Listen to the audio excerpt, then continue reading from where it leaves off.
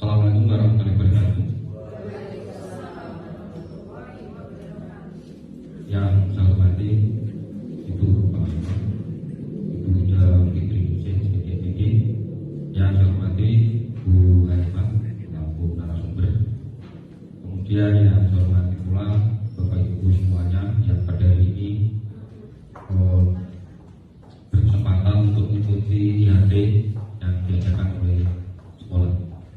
Pada kesempatan ini saya mohon maaf karena katanya Pak Puji tadi nikah membonceng. Ya ini memang saya kemarin matur dunia bahwa saya ada tugas dari TGW itu utamanya di modul 1.4 ada aksi nyata. Di sana harus ada pengindasan budaya positif di sekolah maupun di kelas dan harus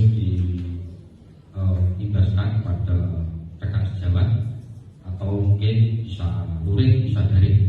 Ini kesempatan ini disarankan oleh PP dari 25 itu Pak Dumo harusnya presentasi secara langsung biar ada pengaruhnya terhadap teman sejawat.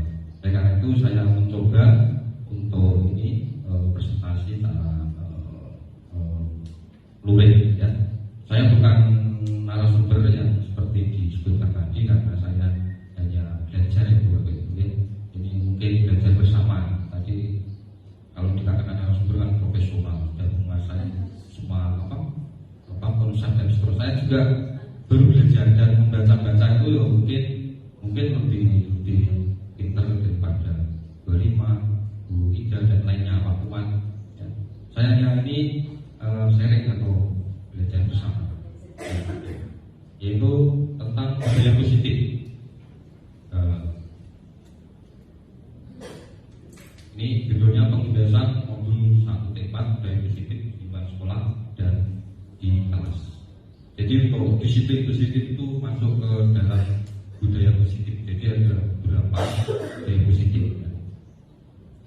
Di sini nanti ada ini budaya positif adalah nilai-nilai, keyakinan-keyakinan dan kebiasaan-kebiasaan di sekolah yang berpihak pada murid agar murid dapat berkembang menjadi pribadi yang kritis, penuh hormat dan bertanggung jawab. Ini adalah intinya budaya positif. Di sekolah kita ini sudah melaksanakan yang namanya budaya positif banyak sekali. Mulai dari yang penting intinya pokoknya nilai-nilai keyakinan yang positif. Di sekolah kita contohnya sudah banyak, mulai dari datang ke sekolah pagi pagi ada doa bersama itu masuk budaya positif. Karena itu kalau diulang-ulang kan jadi budaya. Pertamanya bukan budaya, tapi karena berulang-ulang akhirnya kebiasaan menjadi apa? Budaya. Nerang ngono orang kena. Nah itu namanya budaya. Jadi ada doa bersama, kemudian dilanjutkan melatih saraya, kemudian visi baca visi. Ya, tidak sekolah nanti. Ya, nanti ada itu nanti. Kemudian juga banyak sekali ya, yang berkaitan dengan ramah lingkungan, ya, membuang sampah pada tempatnya sudah dibuatkan. Ini untuk ini sudah pembuangan sampah nanti akan berpindah itu juga termasuk budaya positif. Kemudian salam, sapa dan seterusnya. Ya, menghormati ya, guru yang muda menghormati yang senior, yang senior mau yang junior itu harus ya. Itu penting di lingkungan sekolah. Jadi lingkungan sekolah kalau sudah positif itu nanti enak. Tapi kalau tidak positif bagaimana? Ya saya kira tidak enak. Kalau tidak enak bagaimana? Ya berimbas pada siswa. Seperti itu. Ada persaingan di dalam kantor, persaingan apapun, persaingan pakaian, persaingan makanan dan seterusnya itu saya kira itu yang penting adalah bersama. Ini mengenai budaya positif. Kemudian perubahan paradigma. Bapak Ibu bisa dibaca dari belakang ini karena nanti ada ya. Jadi kegiatan palang tangan ya. Ada A dan B. A itu Anda, kemudian B mana Anda. Nah seperti itu. Kalimatnya sobelas silahkan tarik kertas kecil, tuliskan benda atau sesuatu yang sangat berharga untuk Anda. letakkan di salah satu tangan Anda dan genggam benda atau sesuatu tersebut dengan segala daya. Buatlah sebuah kepala. Jadi dicekal ya kertasnya. Kemudian teman Anda B akan mencoba dengan sekuat tenaga dengan berbagai cara untuk meminta Anda memberikan benda tersebut. B bisa membujuk, ya, mengancam, menghardik, merayu, menyuap, apa saja agar dapat membuka kepala kanan Anda. Kemudian pertanyaan pemakai, apa yang terjadi? Apa yang terjadi? Mungkin Bapak Ibu bisa ada yang berpendapat salah satu atau dua. Apa yang terjadi? Apakah terbuka? Apakah tetap terkepak? Monggo, 25. Oh yang lainnya di monggo 25. Pak Mansuri mungkin ingin berpendapat. Silakan.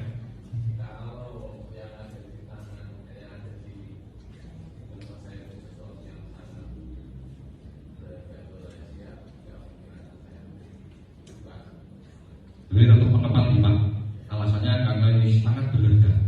Tidak satu pun orang mengetahui karena ini rahasia.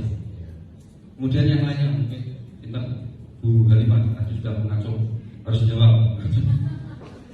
Monggo. Baik, terima kasih Pak Domo. Mungkin sama seperti Pak Mansuri, saya akan mempertahankan apa yang saya punyai karena sangat berharga bagi saya. Walaupun saya dirayu, disuap ataupun diancam, bahkan disuruh berdiri lama, saya akan tetap mempertahankan. Ya, terima kasih Bapak Ibu sudah berbagi dengan saya. Ini adalah ingin menunjukkan bahwa manusia itu pada intinya tidak bisa mengontrol orang lain. Jadi selama ini kita akan berpikiran kita bisa mengontrol orang lain. Kalau menurut teori ini sekali lagi adalah teori atau ilmu, jadi mungkin agak berbeda dengan kenyataan di lapangan. Nanti mungkin agak berbeda karena adalah berbicara ilmu. Ya, yang diharapkan nantinya ya seperti ini yang diharapkan. Nah, ini intinya adalah teori kontrol. Jadi pada dasarnya manusia tidak bisa mengontrol orang lain, walaupun itu kepala sekolah sekalipun. Walaupun yang bisa mengontrol diri kita ya diri kita sendiri. Jadi kalau kita ingin membuka, itu sebenarnya adalah dari kita sendiri. Mau membuka atau tidak dari kita sendiri. Oleh karena itu ini teori kontrol. Jadi memang kita tidak bisa mengontrol sebenarnya, tidak bisa mengontrol orang lain. Kalaupun kita memaksakan mengontrol, sebenarnya mereka itu tidak berangkat dari hatinya karena motivasi eksternal dari luar. Lanjut, ini perubahan paradigma teori kontrol ini seperti ini. Yang pertama, ilusi guru mengontrol murid. Jadi sebenarnya guru itu pun tidak bisa mengontrol murid. Kalaupun kita mengontrol berarti kita memaksakan. Akhirnya motivasi anak tadi, pokoknya kue agak tegas lah pendidikan. Nah itu dari luar. Mereka itu menuruti sebenarnya bukan dari hati mereka. Tadi berarti patronnya dari luar. Seperti itu. Kemudian ilusi bahwa kritik dan membuat orang merasa bersalah dapat mematahkan karakter. Ini juga ilusi. Kadang kita kan ini yang paling parah mungkin ya. Oh ini salah guru, amal-amal. Ini sangat memukul sebenarnya, memukul anak tersebut. Jadi kita tidak boleh sebenarnya pakai seperti itu ya. Kamu naik guru matematika, rasa matematika ini sangat berbahaya sebenarnya. Dulu saya seperti itu Pak. Setelah belajar itu, ujian era, gitu. Ya, kemudian kita masuk ke disiplin. Makna disiplin berasal dari bahasa Latin disiplina yang artinya itu belajar. Kemudian disiplin diri membuat orang menggali potensinya menuju sebuah tujuan apa yang dihargai tadi yang kita. Namun dalam budaya kita, nah ini kita lagi, makna makna kata disiplin telah berubah menjadi sesuatu yang dilakukan seseorang pada orang lain untuk mendapatkan kepatuhan. Kecenderungan umum adalah menghubungkan kata disiplin dengan ketidaknyamanan, bukan dengan apa yang kita hargai atau pencapaian suatu tujuan dunia. Jadi makna disiplin yang sudah sangat kaprah di kita, ya, terutama saya juga lama di keseswaan itu ya menghubung habis-habisan. Ini setelah belajar ini itu ya seperti itu ya gitu. Iya agak seperti itu. itu teori disiplin yang kita nanti yang diharapkan ajaran Dirgantara itu tidak seperti itu. Jadi mengajar anak itu menuntut anak adalah sesuai kodrat alam dan sesuai kodrat zamannya. Jadi artinya kita harus mengetahui, memahami karakter siswa itu dari mana. Kemudian kalau sekarang zamannya sudah modern ya menyesuaikan. Jangan seperti dulu terus, sehingga nanti anak ya tidak bisa mengikuti. Nah, sekarang disiplin positif. Nah, ini disiplin positif ini masuk ke dalam budaya positif. Jadi nanti kalau dilakukan berkali-kali nanti akan menjadi budaya seperti itu.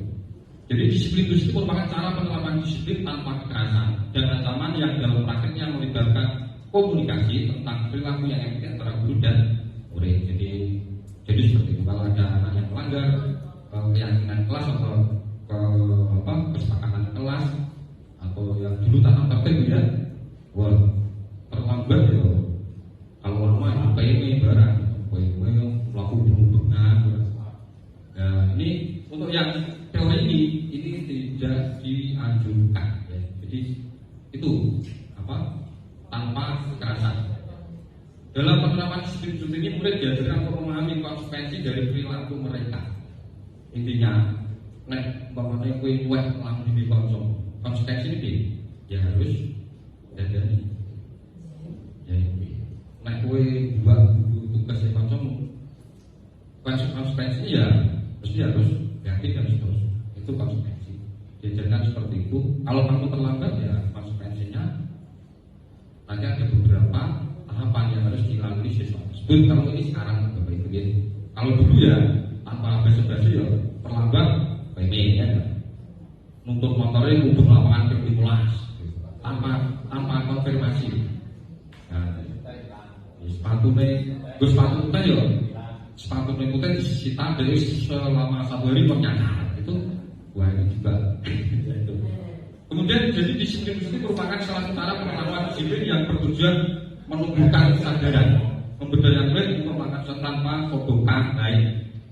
Intinya mereka disiplin itu diusahakan timbul dari hatinya sendiri, atau disebut kerennya ya intrinsik dari dalam.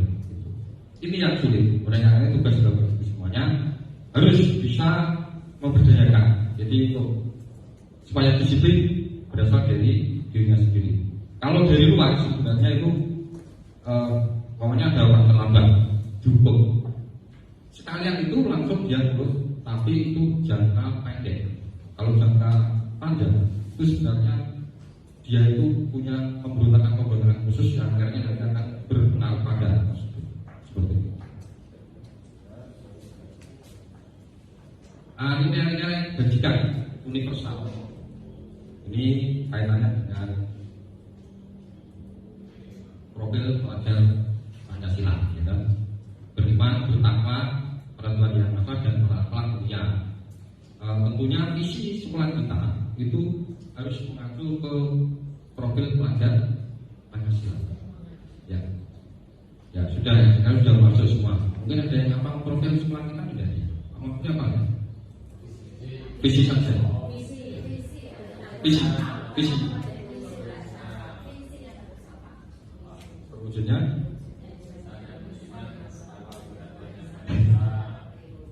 terus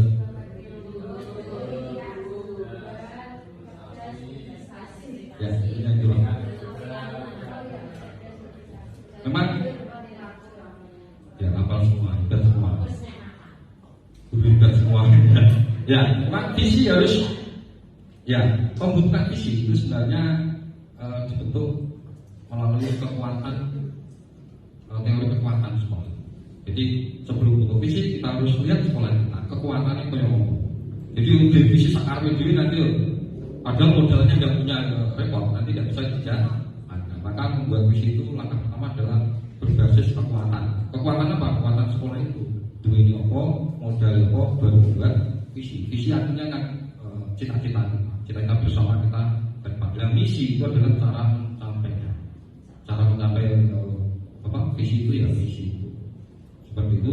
Jadi ini kita nanti bercita-cita bahwa siswa kita mandiri, beneran, kritis ini semua masuk pada profil pelajar Pancasila. Diharapkan seperti itu.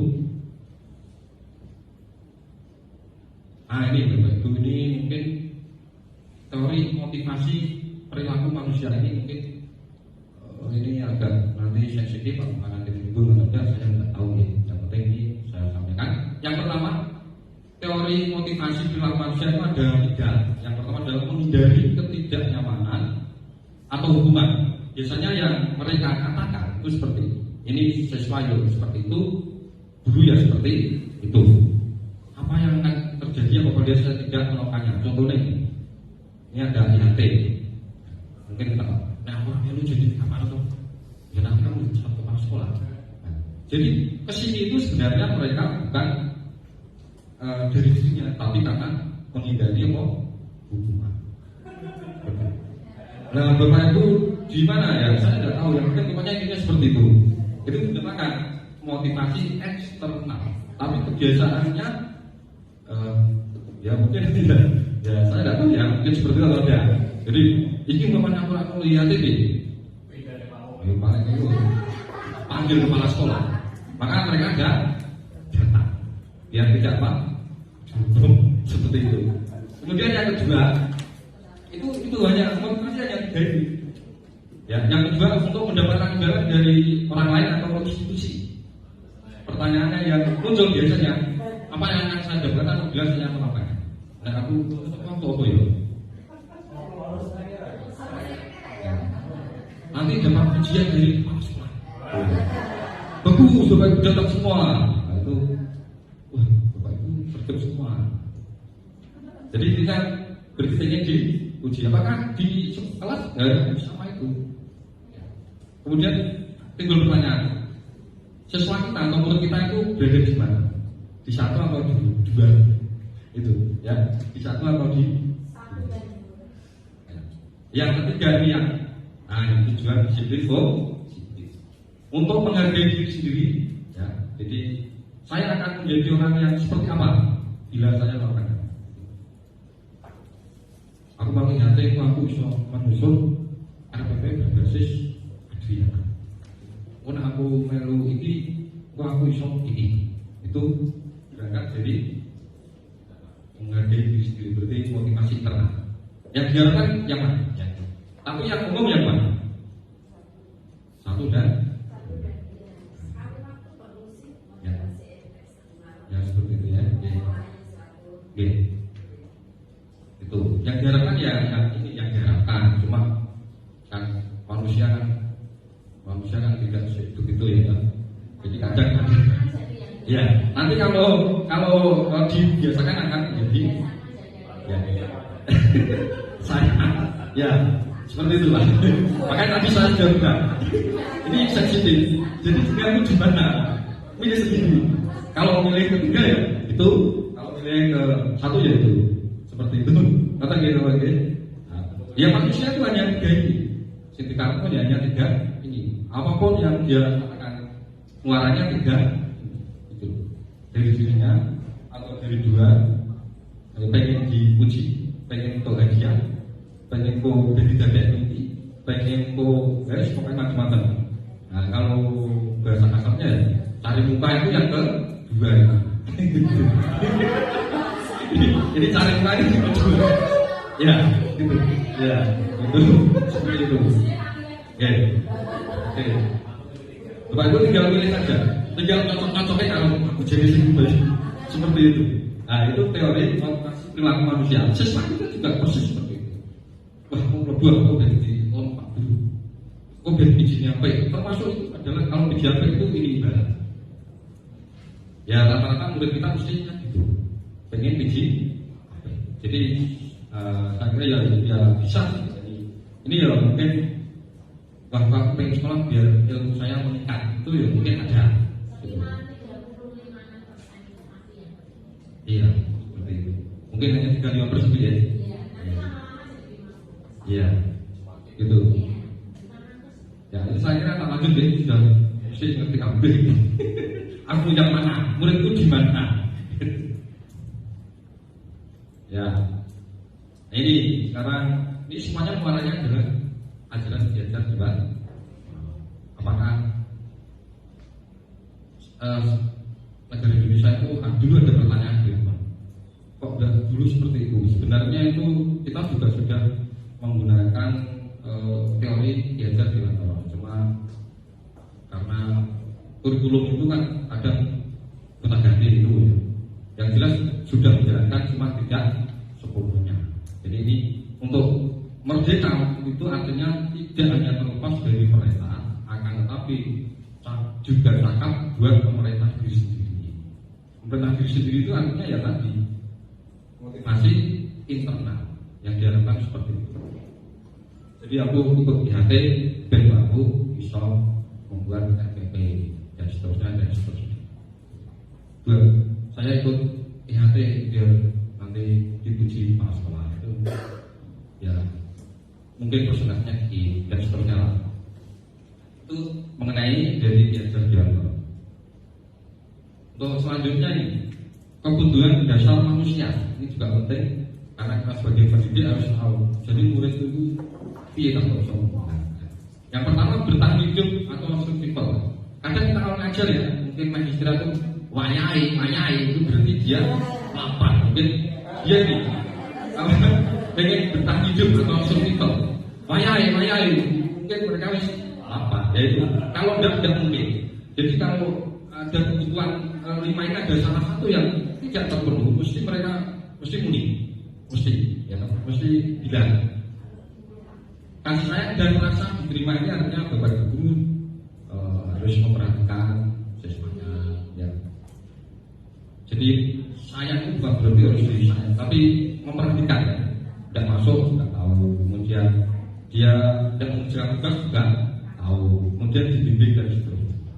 Kemudian yang ketiga penguasaan nomor. Jadi siswa itu butuh pengakuan dari kita semuanya bahwa mereka itu juga termasuk anggota kelas itu, ya.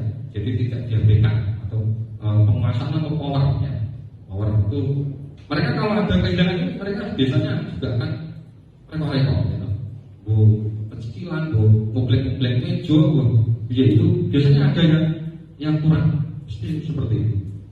Kemudian yang keempat kebebasan atau freedom. Jadi mereka juga kalau ditekan terus bisa mereka juga nanti akan tidak seperti mungkin pelajaran matematika sebut jeli rumus terus secara umum ya itu. Nah, maka mereka mesti berulang. Nah, itu pengen bebas. Ya, iya. Orang diulang kayak tugas. Kamu toh? Itu nanti akan menentukan itu. Ya. Yang kelima kesenangan atau fun. Jadi mereka juga butuh kesenangan. Guru pun butuh. Nah, contohnya yang kemarin ada apa itu?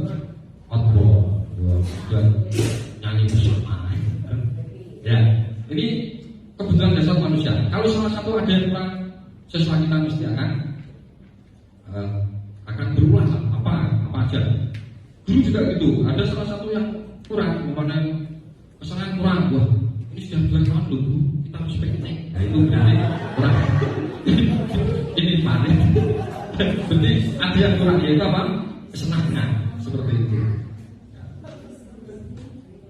Nah seperti itu ya. Kemudian bertahan hidup jelas ya. Kita lanjut ini mengenai keputusan. Ya ini juga penting sekali. 5 posisi kontrol guru terhadap murid atau yang lainnya, mungkin kepala sekolah terhadap gurunya. Ini yang pertama penghukum. Ini level yang pertama ini kalau zaman dulu ini biasanya yang dipakai adalah penghukum. Mana ada sesuai yang menambah atau apa tidak tahu asal usulnya kenapa langsung hukum saja. Ada siswa yang tidak mengerjakan PR rupanya hukum saja dan lain sebagainya. Itu hukum. Kemudian membuat rasa bersalah. Yang ketiga, teman. Yang keempat, pemantau. Yang kelima, manajer. Ini yang diharapkan yang Bapak Ibu, yang manajer. Kemudian Bapak Ibu yang sudah mengikuti PNN, di sana juga ada yang namanya itu disiplin positif itu ada di PNN. Nah, jadi ada manajer. Ya, ini nanti ada koreanya seperti ini nanti dibahas satu. Yang pertama adalah motivasi. Ini untuk menghukum dan membuat rasa bersalah. Ini adalah menghindari hukuman motivasinya. Disebut identitas yang gagal atau kontrol dari luar. Ini kalau menghukum, ini biasanya guru berbuat ya, menghakimi, menunjuk-unjuk, malah kadang menyakiti, menyindir itu menghukum. Rumah sama ke sekolah muda ya telah terus. Ya, dulu saya pernah itu karena saya rumah sama bangun guys sekolah telah terus. Saya ini kata-kata dari penghukum. Kemudian guru berkata ya, biasanya kalau kamu tidak melawannya, awas, rasakan. Guru ini rasakan pondang penghukum. Hasilnya sesuatu itu berontak atau menyalahkan orang lain, bahkan berbohong untuk menyembunyikan salahnya tadi. Jangan ngomong, aku di teman bapakku ini. Kemudian kaitannya dengan dunia berkualitas, murid melakukan guru di luar dunia berkualitas. Kemudian murid biasanya berkata, biarkan saja baik, orang kesunai, sesuatu kesunai, sesuatu kesunai, jadi baik. Mesti gitu ngomong. Tapi kita tidak terdengar sih dia. Kemudian dampaknya mereka akan mengulangi karena hukuman tidak melekat di hatinya, tapi melekat di pikirannya dan bahkan benci dengan guru tersebut. Bahkan ada yang mengatakan gurunya itu tidak pakai pak, domo mesti ngomong nah sanksi aku ya mesti pasti itu pasti. Tapi kita tidak ya. Kemudian membuat rasa bersalah ini biasanya halus ya. Membuat rasa bersalah biasanya apa? Halus. Iya. Pertama dan mengatakan seharusnya kamu tidak seperti itu. Ibu kecewa kalau kamu tidak mengerjakan PNN. Oh bapakmu di rumah tidak. Nah itu bisa membuat rasa bersalah. Kamu seharusnya kamu sudah tahu ibu lelah sekali mengatakannya. Ibu stres. Hasil menyembunyikan, menyangkal, berbohong. Ini agak naik ya. Murid meletakkan guru di dalam dunia yang berkualitas. Nah, ini Bapak Ibu yang memposisikan sebagai teman itu juga kurang mudahnya. Ini kemudian yang selanjutnya adalah teman. Teman apakah bagus? Itu menurut teori ini ya kurang bagus. Tergantung. Kalau kita SMA itu kalau di PAUD mungkin agak masuk ya teman ya, karena kalau di PAUD atau di TK itu belum bisa menerjemahkan aku itu salah murah ya, maka guru itu biasanya juga memposisikan sebagai teman. Jadi kalau di SMA, tapi kalau di SMA kurang bagus ya. Iya itu repot juga, apalagi yang ditemani cantik itu agak repot.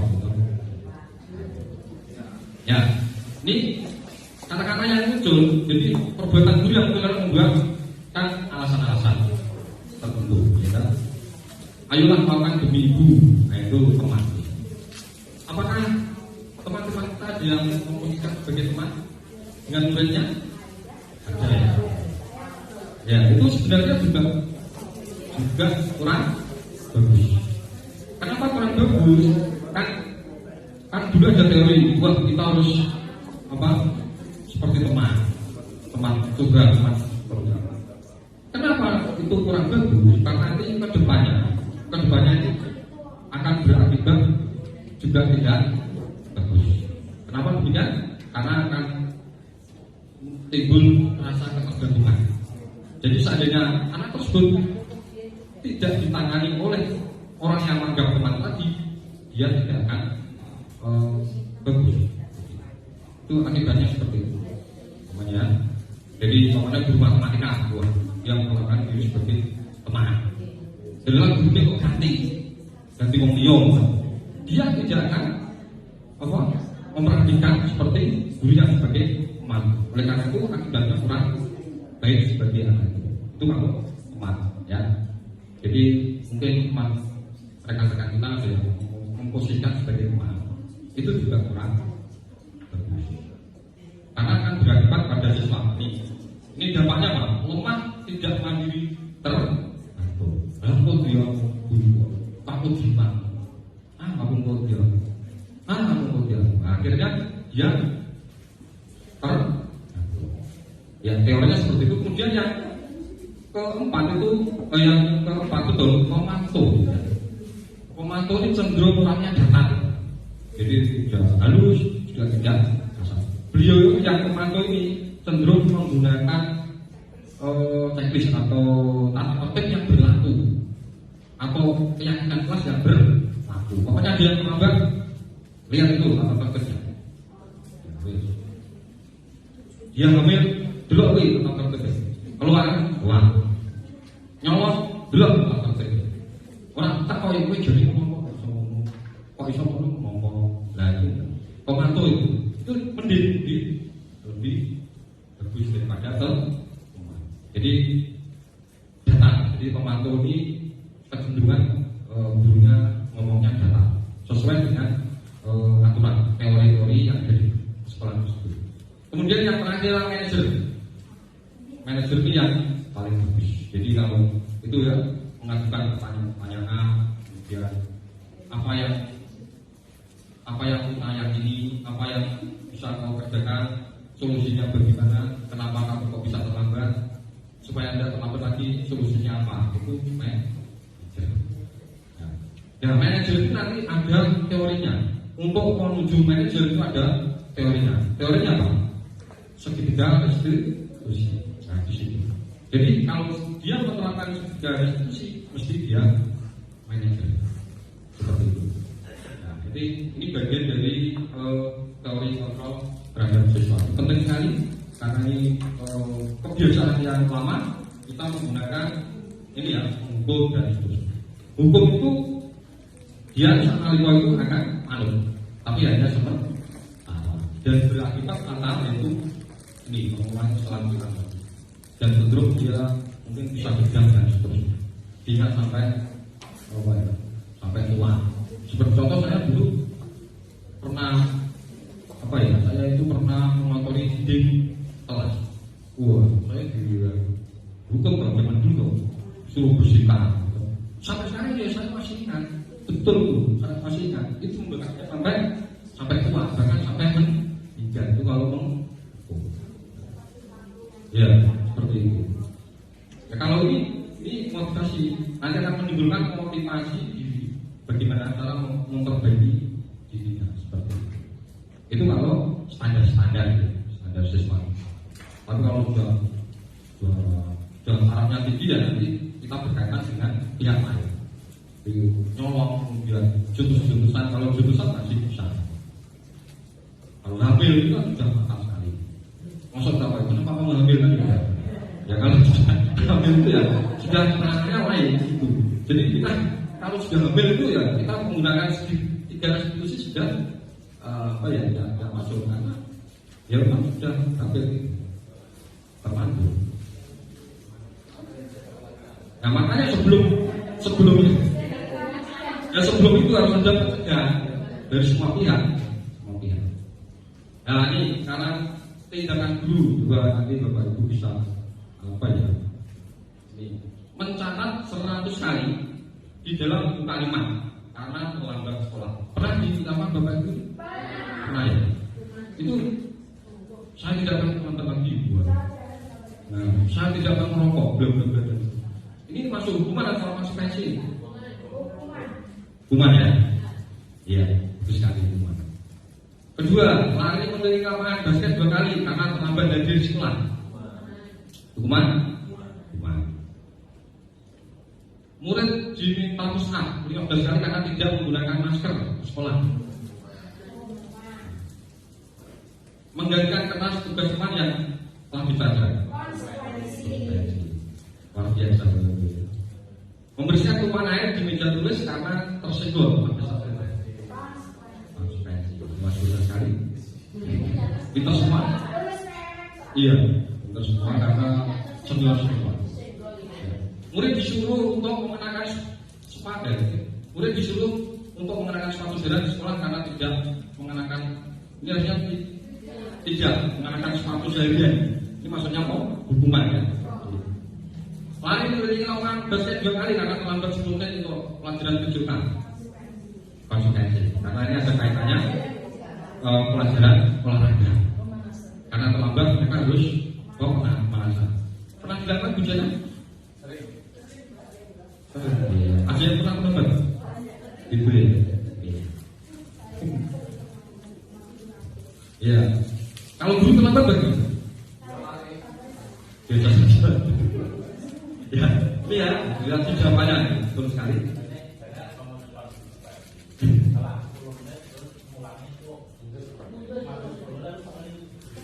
Ini, ya, nanti dimarahin. Oke, lanjut. Ini lanjut jawabannya. Nah, ini masuk ke keyakinan kelas. Keyakinan kelas bersifat abstrak dan seterusnya berbelah. Keyakinan berupa pernyataan universal. Pernyataan keyakinan kelas senantiasa dibuat dalam bentuk positif. Jadi tidak menggunakan kata jangan atau dilarang. Itu kalau keyakinan kelas dilarang. Harus menggunakan ini pernyataan universal. Keyakinan kelas sebenarnya tidak terlalu banyak sehingga mudah diingat dan dipahami. Keyakinan kelas sebaiknya sesuatu yang dapat diterapkan di lingkungan tersebut dan seterusnya. Kenapa kok? Mungkin ada pertanyaan. Kenapa kok enggak peraturan saja keyakinan? Gimana Pak?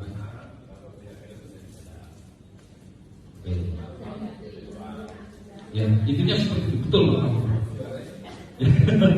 Ya, intinya gitu. Kenapa kok keyakinan sih kok enggak peraturan dari jawabannya seperti itu? Ya. Jadi kalau keyakinan itu memang dari dalam kita yakini. Kalau peraturan kita sering diatur, jadi mengikuti aturan. Walaupun kita tidak mau ya tetap harus seperti itu. Maka dibentuklah keyakinan. Nah ini yang kiri ini peraturan, yang belakang nanti keyakinan. Kayak apa ya? Selalu kembalikan itu ke tempatnya. Ini aturannya ya, keyakinan kelas mungkin apa? Bertanggung jawab apa ya? Dilarang mengganggu orang lain. Ini menghormati orang lain. Kan maksudnya dilarang sih ya, dilarang mengganggu orang lain. Ini keyakinannya menjadi menghormati orang lain. Hadir di sekolah 15 menit sebelum pembelajaran dimulai. Ini maksudnya ke apa ya? Komitmen atau apa ya? Komitmen ya, menghormati orang lain atau komitmen. Dilarang melakukan kekerasan, menghormati orang lain atau keselamatan. Kalau kita kan ada aturan harus memakai helm, itu intinya adalah keselamatan, ya kan? Nilainya adalah keselamatan. Semua pas COVID ya, semua wajib menggunakan masker dan 3M beberapa. Kenapa itu? Intinya nilainya adalah di keselamatan. Nilainya di situ. Nah, bergantian kalau menunggu giliran, itu menghormati orang lain dan sebagainya. Jangan berlari di kelas atau koridor. Kan ada kata jangan, ini maksudnya ke keselamatan.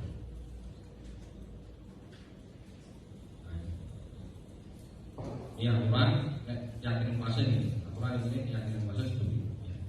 Ini keselamatan atau keamanan. Kemudian selanjutnya Nah, ini masuk ke restitusi. Ini semuanya tadi adalah bagian daripada budaya positif. Restitusi adalah proses menciptakan kondisi bagi murid untuk memperbaiki kesalahan mereka, sehingga mereka bisa kembali pada kelompok mereka dengan karakter yang lebih kuat. Restitusi juga merupakan proses kolaboratif yang mengajari murid untuk mencari solusi dan seterusnya. Nah, ini dosen 2004. Ya. Jadi restitusi intinya seperti itu. Jadi menciptakan kondisi yang murid yang memperbaiki kesalahan. Jadi kalau mereka melakukan kesalahan, jadi diajak untuk memperbaiki kesalahan, bukan dihukum. Ya. Kalau dihukum mereka tidak bisa mencari solusinya. Ya toh? Kita itu telah bagus dihukum. Ya kan ada solusi ini. Besok yang menurut orang ngerti solusi. Mereka itu bukan hukum toh, orang ngerti solusi. Maka dengan restitusi mereka terlambat harus pertama kenapa terlambat? Tanya kan? Ketika restitusi itu pertama adalah jadi ditenangkan dulu. Intinya ditenangkan. Terus itu kalau sudah tenang mereka akan kembali lagi ke kelompoknya. Artinya dia tidak merasa tersudut atau tidak merasa malu. Kadang ada yang orang Arab juga kan kayak malu kan? Nah itu harus distabilkan oleh gurunya. Biar dia tidak malu, biar seperti orang lainnya lagi dulu. Itu artinya kembali ke kelompok. Ada kan tidak? Anak orang tidak garap tugas. Oh itu depan. Mereka itu terus di situ sebenarnya. Dia kalau duduk lagi sebenarnya isit banget, ya seperti itu. Nah itu kalau itu lain gitu. Oke, itu restitusi.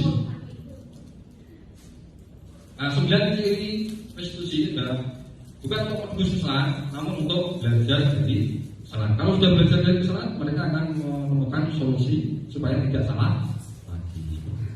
Memperbaiki hubungan berarti antara guru dan siswa. Jadi kalau kita cara baik-baik hubungannya kan lebih baik. Kemudian tawaran bukan paksaan. Jadi ditawarkan beberapa solusi. Sebenarnya mereka sendiri yang mengajukan. Nah aku seperti ini gimana ya Pak? Nah aku seperti itu gimana Pak? Ya ini aja. Restitusi mencari kebutuhan dasar yang mendasari tindakan. Jadi kebutuhan dasar yang kurang itu apa? Kalau bertemu ajar di dalam kelas, wah pencilaan ramai itu. Mesti mereka ada yang kurang, maka harus tanya. Nah, itu kalau sudah tahu ya sudah mereka akan ke tenang juga. Restitusi adalah cara yang paling baik. Kemudian restitusi fokus pada karakter bukan tindakan. Jadi meningkatkan apa? Karakter mereka. Restitusi fokus pada solusi, bukan menyalahkan tapi mencari solusi. Kalau hanya dihukum-hukum tidak tahu solusi dan seterusnya. Ini restitusi memberikan murid yang berbuat salah pada kelompoknya. Jadi kalau dia berbuat salah, dia kalau sudah dibagi tenangkan dan seterusnya, dia akan tidak ada diri. Akhirnya duduk di mejanya ya biasa. Ada yang salah kan malu sekali. Seperti itu. Ini 9 ciri-ciri restitusi yang diharapkan nanti kedepannya seperti ini. Ya. Teori-teori seperti ini diterapkan di dalam kelas seperti ini.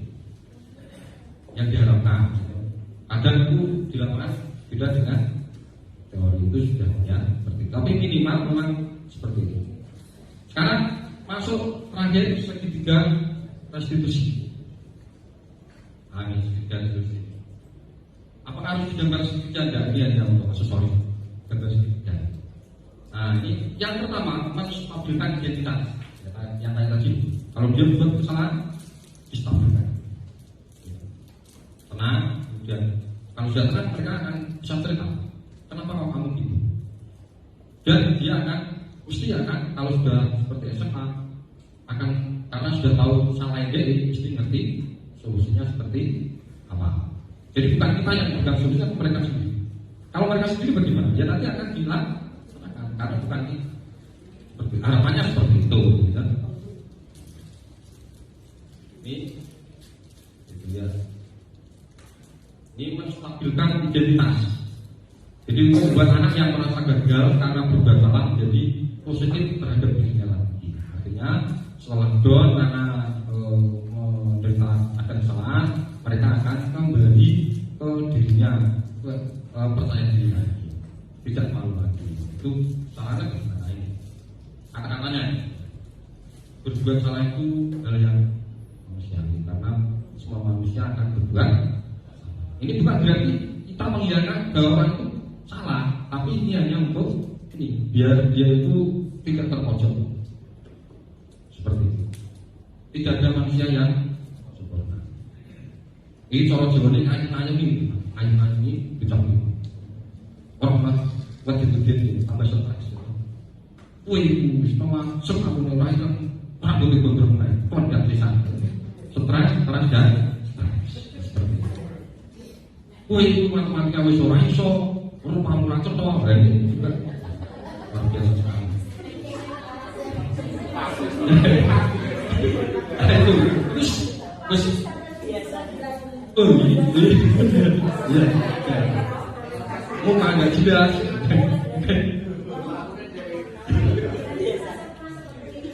Salah dan jadi, ya, seperti itu. Ya, ini, ya, belum ada itu. Ya ini, karena seperti ini. Ini adalah menstatuskan mereka. Jadi kalau orang bersalah, jangan disalahkan lagi. Mereka tambah stres, dan seterusnya. Akhirnya kalau stres gimana? Ya dia dan mungkin dia mencari solusinya kalau stres, ya. Besok matematika, rapati ceno, burde, ceno, ya. Repot. Gitu. Ya. Nah, yang kedua, validasi tindakan yang sama. Jadi, kok salah itu kenapa aja? Divalidasi, mesti bapak ibu sudah masih pinter. Jadi apa? Pertama BP, ya, gitu BP. Jadi, ya, mesti sudah benar. Kok salah kenapa? PSMT salah ini, kok pilih solusinya di itu. Mesti mereka kalau sudah menang akan bicara, Pak. Karena tadi pertama sudah ditenangkan dan stabil maka mereka akan kalau informasi ini untuk lapor orang untuk apa itu mesti dia akan nah karena istri tadi seseorang seperti tadi gimana ya Mbak ya? Mereka nanti akan berpikir kenapa mungkin nanti kita kan bagaimana mesti punya kalau sudah seperti itu mereka akan menjalankan solusinya dia sendiri yang membuat itu. Nah yang terakhir adalah menanyakan ya kita karena melihat kesalahannya hubungan dengan norma sosial dan nilai-nilai yang diasari manusia berinteraksi dengan orang. Jadi apa nilai yang tetap saya di kelas atau sekolah kita?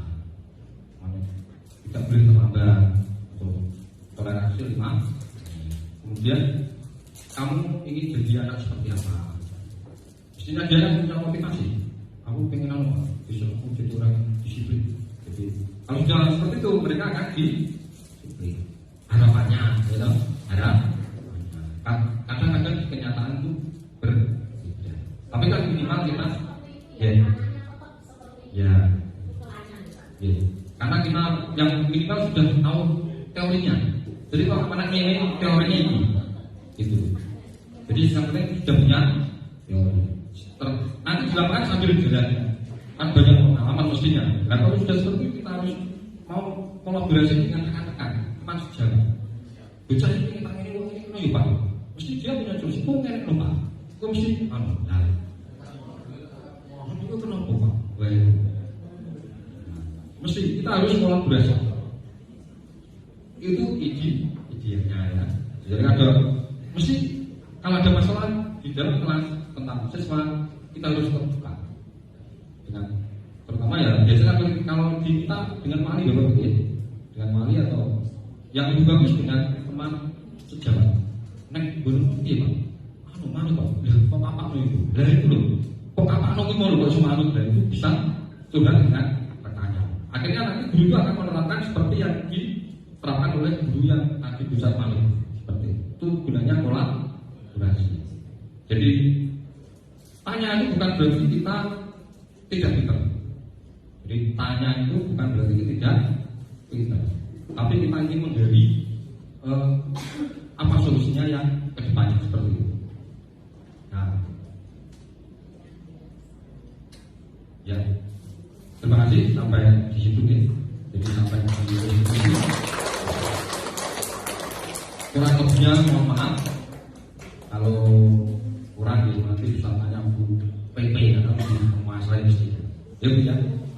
Saya kan hanya belajar macam-macam modul dan seterusnya itu. Nah, untuk detail-detailnya ya nanti mungkin kita bisa belajar lagi dengan yang lebih senior. Kita tidak usah malu kalau kita itu memang kurang. Kalau dia mohon maaf, selamat warahmatullahi wabarakatuh. Oh ya, satu pertanyaan dari Pak Makmur ini. Ya, satu aja ya Pak. Waktunya ini.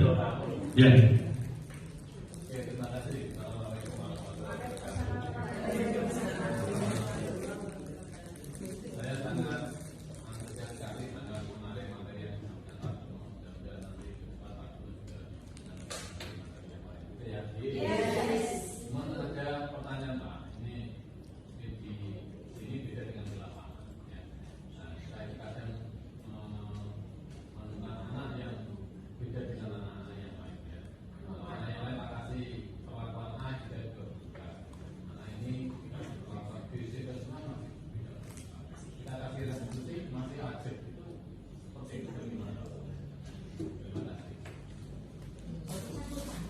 Terima kasih Pak Mamri, pertanyaannya luar biasa.